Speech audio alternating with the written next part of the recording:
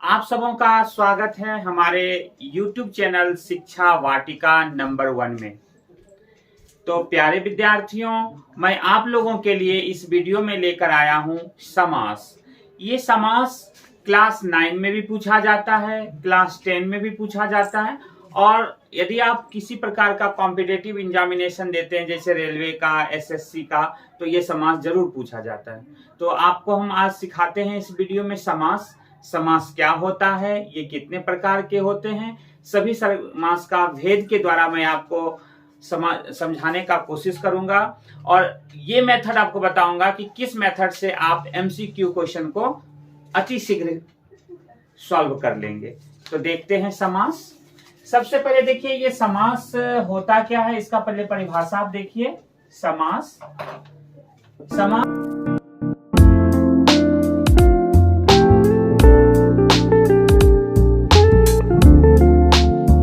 देखिए समास किसे कहते हैं? जब दो या दो से अधिक शब्द आपस में मिलकर एक नए शब्द का निर्माण करते हैं, इस बनाने की प्रक्रिया को समास कहते हैं। यानी जब हम दो शब्द को आपस में मिला देंगे ना, तो एक न्यू शब्द का निर्माण होता है। जैसे देखिए यहाँ पर एक उदाहरण से आप समझिए, जैसे गंगा का जल। गंगा का जल, यहाँ देख रहे हैं दो शब्द है ना, एक है गंगा और एक है जल। और ये जो बीच में आप देख रहे हैं ना, ये जो विभक्ति है का, इसको दोनों हटा के जब हम दोनों को जोड़ देते हैं, एक नया शब्द बना देता है गंगा जल। इसे ही कहते हैं, इस बनाने की जो प्रक्रिया है, इसे ही हम कहते हैं समास। देखिए समास में आपको सबसे ज्यादा महत्वपूर्ण क्या समझना है, इस पार्ट को कहते हैं विग्रह पद। विग्रह पद। और इस ज्वाइंटिंग वाला जो पार्ट है ना, इसको कहते हैं समस्त पद। तो परीक्षा में आपका जो समास से क्वेश्चन रहेगा कि समस्त पद दे देगा, आपको पूछेगा कि टाइप्स क्या हैं, या समस्त पद दे देगा, आपको पूछेगा इसका विग्रह क्या होगा। तो देयर आर 2 टाइप्स के आपका क्वेश्चन पूछेगा समास से। ठीक है, तो समास से 2 प्रकार के सवाल पूछेंगे। आपको हम सिखाते हैं समास कितने प्रकार के होते हैं, और आप किस ट्रिक से मैट्रिक पास करेंगे वो मैं आपको आइडिया बताता हूं, देखेंगे। यदि आप हमारे चैनल पर नए होंगे तो चैनल को सब्सक्राइब करना नहीं भूलेंगे। तो देखते हैं समास के भेद। तो देखते हैं समास। समास 6 प्रकार के होते हैं: तत्पुरुष समास, द्विगु समास, द्वंद्व समास, कर्मधारय समास, बहुव्रीहि समास और अव्ययीभाव समास। तो हम यहाँ पर जो 6 भेद लिखे हैं, इस 6 भेद को आपको एक एक करके उदाहरण के द्वारा और ट्रिक से हम समझाने की कोशिश करते हैं कि किस तरह से आप एमसीक्यू क्वेश्चन को सॉल्व करेंगे। तो देखते हैं इस वीडियो को। तो सबसे पहले मैं आपको सिखा रहा हूं यहाँ पे तत्पुरुष समास। तो देखिए तत्पुरुष समास में क्या होगा, इसमें 2 चीज को ध्यान रखेंगे कि तत्पुरुष समास में आपका होगा कारक चिन्ह। कारक चिन्ह। और दूसरा चीज आपको क्या ध्यान देना है इसमें, कि इसका जो दूसरा पद होगा वो प्रधान होगा। दूसरा पद प्रधान होगा। ये दूसरा पद क्या होता है, मैं भी आपको उदाहरण से समझाता हूं। दूसरा पद प्रधान होगा। देखिए उदाहरण में देखिए जरा सा, जैसे कि राजा का पुत्र, यहां देख रहे हैं ना, तो ये हो गया आपका पहला पद और ये हो गया आपका दूसरा पद। ये जो पहला पद और दूसरा पद में आप देख रहे हैं, यहाँ पे यदि हमने लिखा कि राजा की पुत्री, ठीक है ना, तो यहाँ ये पहला पद और ये दूसरा पद। तो आपने देखा कि दूसरे पद के अनुसार ही यहाँ पुल्लिंग, पुत्र पुल्लिंग है तो का पुल्लिंग हो गया, पुत्री स्त्रीलिंग है तो की स्त्रीलिंग हो गया। और यदि हम इसको जोड़ते हैं तो बनता है राजपुत्र, और जब इसको जोड़ते हैं तो बनता है राजपुत्री। ठीक है ना। तो अब देखिए सवाल कैसा रहेगा परीक्षा में। सवाल रहेगा जैसे यहां लिखा हुआ मिलेगा आपको कि राजपुत्र कौन सा समास है। राजपुत्र कौन सा समास है। तो आप कैसे इसका आंसर देंगे, ये ध्यान दीजिएगा कि देखेंगे कि क्या यहाँ 2 वर्ड के बीच में कारक का जो चिन्ह है वो आ रहा है क्या। का के की, का के की, में, पर, से, को, के लिए, इतने शब्द आपके होंगे कारक से जुड़े हुए जो कि तत्पुरुष समास में प्रयोग में आते हैं। यदि ये आपको मिल जाए कहीं भी तो समझ जाइएगा कि ये तत्पुरुष समास का उदाहरण है। जैसे कि एक और उदाहरण से समझिए, जैसे यहां पर है रसोई घर, है ना। तो यहां पर देखिए रसोई और घर दो शब्द मिल रहे हैं ना। इसमें देखेंगे कि क्या ये कोई साइन इसमें इन्वॉल्व है क्या। रसोई का घर, रसोई के घर, रसोई के लिए घर, सेट हो रहा है ना। तो समझ जाना है कि रसोई के लिए घर, ये इस तरह से ब्रेकिंग होगा और इसीलिए ये वाला जो शब्द होगा आपका तत्पुरुष समास का उदाहरण होगा। तो ध्यान देना है, कारक चिन्ह और उत्तर पद प्रधान होगा, यानी दूसरा पद जो होगा वो प्रधान होगा, वो तत्पुरुष समास में होंगे। फिर दूसरा समझिए, दूसरा है द्विगु समास। द्विगु समास को देखिए संस्कृत ने बहुत ही अच्छा से परिभाषित किया है कि संख्या पूर्वे द्विगु, बस आपको ये याद रखना है, ये ट्रिक है। संख्या पूर्वे द्विगु, पूर्व मतलब होता है पहले, जिस शब्द के पहले में यदि आपको संख्या मिल जाए ना तो वो हो जाएगा द्विगु समास। जैसे देखिए चौराहा, चौराहा, त्रिभुज, दशानन, पंचवटी, नवग्रह, नवरत्न, ये सारे शब्द जो होंगे ये आपके होंगे द्विगु समास। क्योंकि देखिए स्टार्टिंग में इसका क्या है, चौ चार, त्रि मतलब तीन, दस मतलब तो 10, पंच 5, नव 9, नव 9।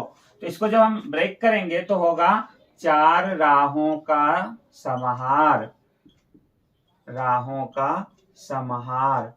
उसी प्रकार से ये सारे बनेंगे, 3 भुजाओं का समाहार, 3 भुजाओं का समाहार, 10 आननों का समाहार, आननों का समूह भी लिख सकते हैं, कोई दिक्कत नहीं है, दोनों आप लिख सकते हैं, समझ रहे हो ना। पंच यानी 5 वटों का समाहार, इस टाइप से आप इसका ब्रेक करेंगे। नवग्रह और नवरत्न, ये दोनों सवाल का आप कमेंट बॉक्स में उत्तर बताइए। तो समझ गए कि जहां भी आप देखोगे starting from number, this is called द्विगु समास। यहां पर नंबर आपको मिल रहा है, बस कुछ नहीं करना है, उसको द्विगु समास में टिक लगा देना है। नेक्स्ट देखते हैं, समास भी बहुत ही आसान है। इसको संस्कृत ने परिभाषित किया है चार्थे द्वंद्व, चार्थे द्वंद्व।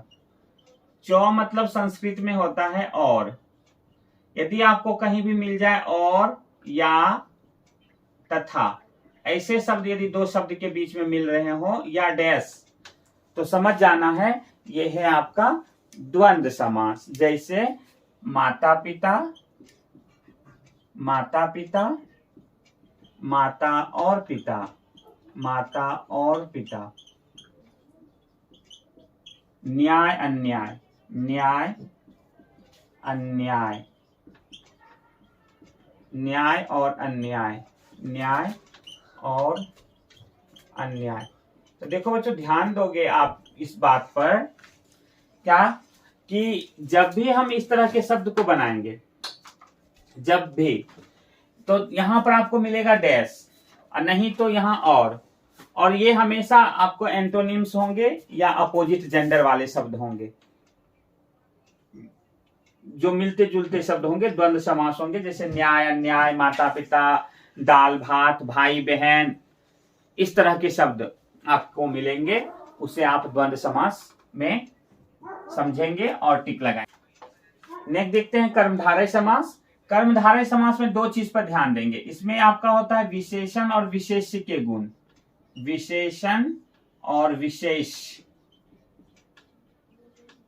और उपमेय उपमान, उपमान। ठीक है, तो विशेषण और विशेष्य में क्या ध्यान दोगे आप कर्मधारय समास को सीखने में, कि आपका एक वर्ड जो होगा वो होगा एडजेक्टिव और दूसरा वर्ड होगा आपका नाउन। ठीक है, जैसे देखिए नीलकंठ, नीलकंठ, यहां देख रहे हो ना कंठ और नील, तो यहां पर जब इसको करेंगे ना तो नीला है जो कंठ। अब यहां पर ध्यान दीजिएगा, जो ये कंठ वर्ड है ये नाउन है, इसकी विशेषता बता रहा है कैसा है, ये तो ब्लू है। ठीक है, तो यहां पर समझ जाना है आपको कि जो कंठ और कैसा है तो नीला, यानी एक नाउन है और एक एडजेक्टिव है, तो ये आपका हो जाएगा कर्मधारय का उदाहरण। पीतांबर, पीतांबर, पीत है जो अंबर, पीत, पीत मतलब पीला, पीला है जो अंबर, अंबर मीन्स वस्त्र, कपड़ा।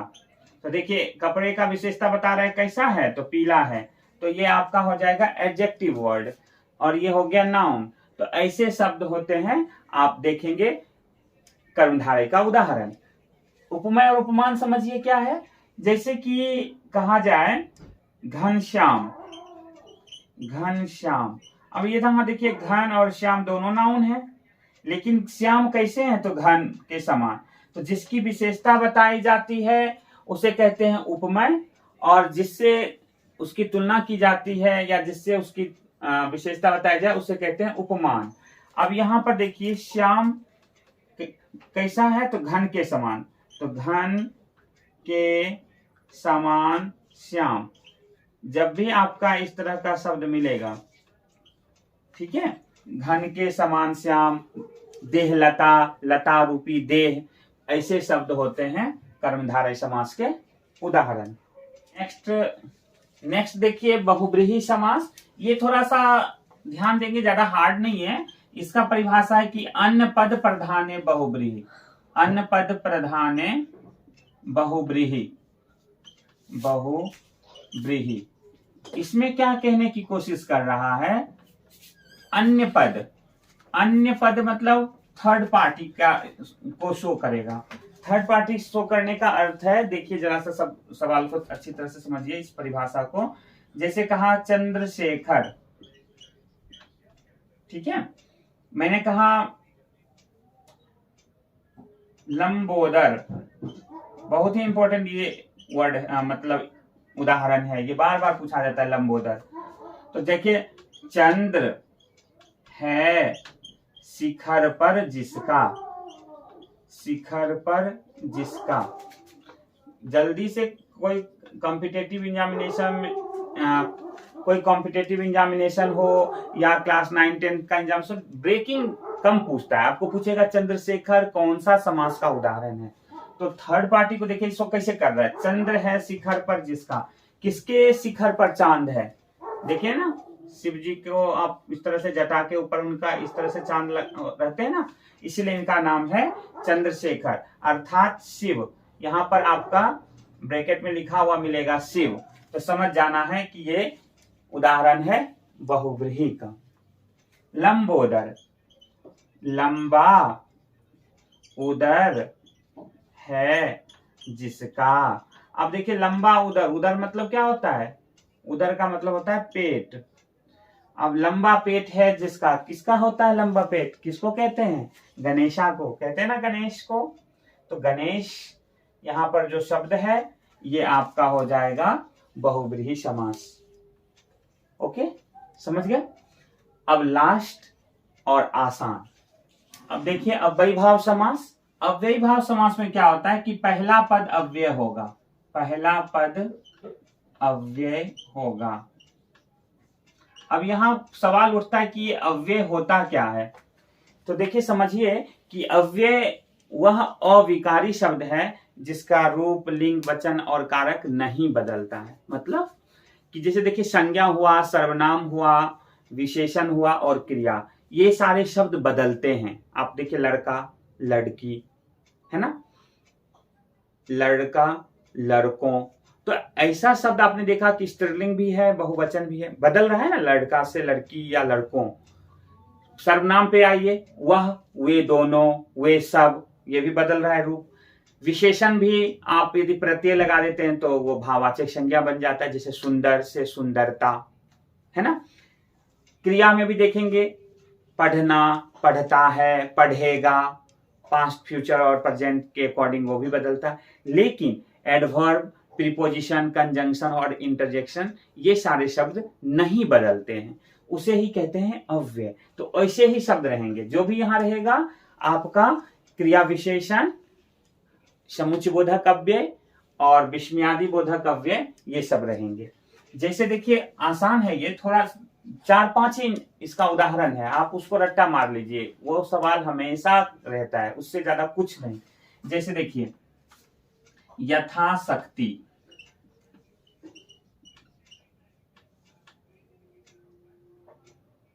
अमर, आजन्म, आमरण,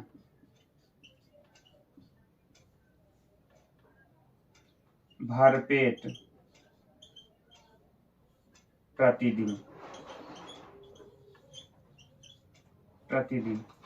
तो देखिए यहां पर हो जाएगा, यथा लगा है ना, ये यथा, आ, ये सब भर और प्रति, ये सब आपका क्या है, अव्यय। अव्ययी से ही यहां पर बनेगा, देखिए शक्ति के अनुसार, यथा शक्ति कहते हैं ना, शक्ति के अनुसार दान करिए, तो यही यथाशक्ति दान करिए, अनुसार। तो ये शब्द हो गए आपके अव्ययी भाव के उदाहरण। अमर, नामर, ठीक है। देखिए नामर वाला जो शब्द है ना, कभी कभी किसी किसी बुक में ना नए समास में भी लिखता है, नए समास में भी, जो कि तत्पुरुष के अंतर्गत भी आता है। तो आप ध्यान दीजिएगा एक चीज और, कि नए समास जब आगे में नामर, अमर ऐसा वाला वर्ड आता है तो उसको नए समास में है, तो इसको यहां से हटा ही दीजिए, आप कंफ्यूज हो जाओगे। इसको नए समास अभी आपको नहीं समझना है, नए समास क्लास 9 और 10 के सिलेबस में नहीं है, इसलिए इसको यहां से हटा ही दीजिए। आजन्म समझिए, जैसे आजन्म, जन्म से लेकर, जन्म से लेकर, ठीक है ना, जन्म से लेकर। आमरण, मरण तक, कहते हैं ना, आमरण हमारी तुम्हारी दोस्ती रहेगी, मरण तक तुम्हारी हमारी दोस्ती रहेगी, तो ऐसे वर्ड। भरपेट, पेट भरकर, पेट भरकर, और प्रतिदिन, दिन दिन। जो भी शब्द रिपीट होगा, देखिए यहां भी डैश है, जो कि मैंने आपको द्वंद्व समास में भी समझाया है, यहां कंफ्यूज नहीं करिएगा। वहां होगा रात दिन, दिन रात, यहां दिन दिन। देयर आर सिमिलर वर्ड्स, ठीक है। सिमिलर वर्ड्स यदि रहेगा, गली गली, ठीक है, गली गली, दिन दिन, और तो ऐसे शब्द को आप रखोगे अव्ययी भाव समास में। तो मैं आशा और उम्मीद करता हूं कि आप समास के सारे पैटर्न को सीख लिए होंगे। आप बार बार रिपीट करके इस वीडियो को देखेंगे और आप समास पर आपकी पकड़ अच्छी हो जाएगी। मैं अपने वीडियो में MCQ क्वेश्चन भी डाल दूंगा, जिससे कि आप अधिक से अधिक वहां से प्रैक्टिस करेंगे और आपको समास आ जाएगा। तो मिलते हैं नेक्स्ट वीडियो में।